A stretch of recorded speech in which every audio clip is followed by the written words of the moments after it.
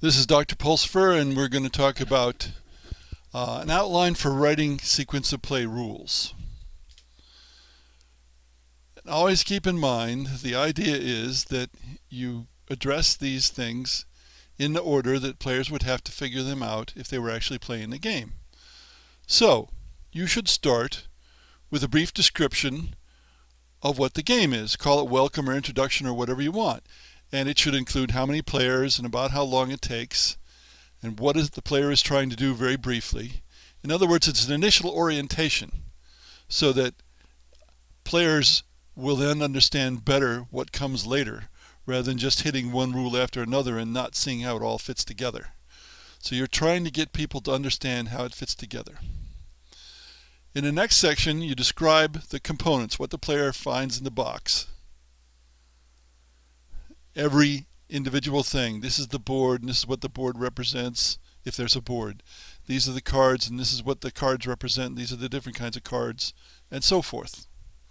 Whatever it takes, describe what that particular component does for the game, why it has to be there.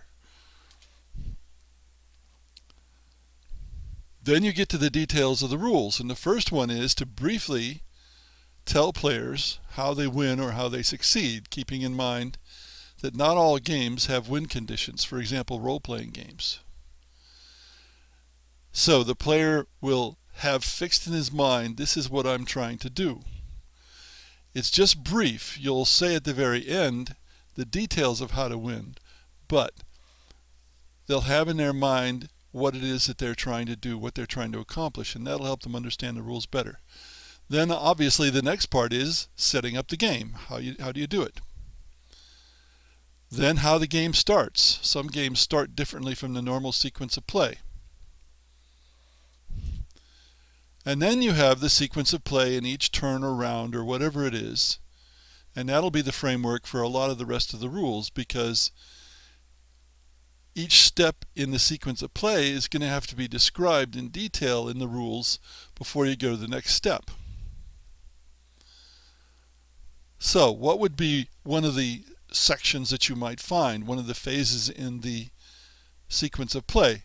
Well, if you're designing a game that involves maneuver in geospatial locations, such as a war game, then likely movement is going to be one of the sections.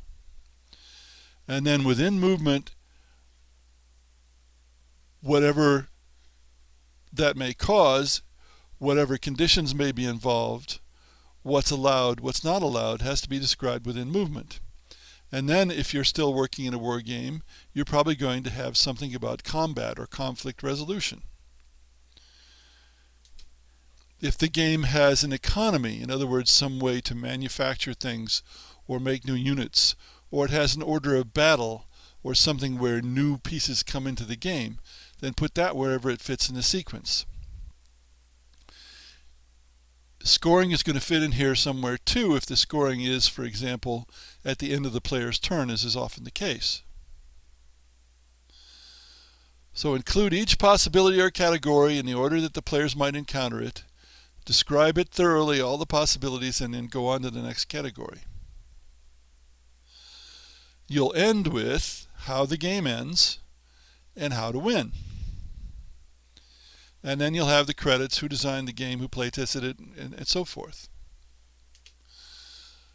You're also going to have, after you've done all the sequence of play rules, some things that are not actually rules but are often in a rule booklet.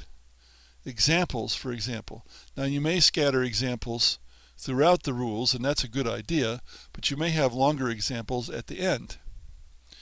You may even have a playthrough where you describe exactly how the game goes for a turn or two, so people can see exactly what really happens, and they'll be able to figure out if they're playing the game wrong.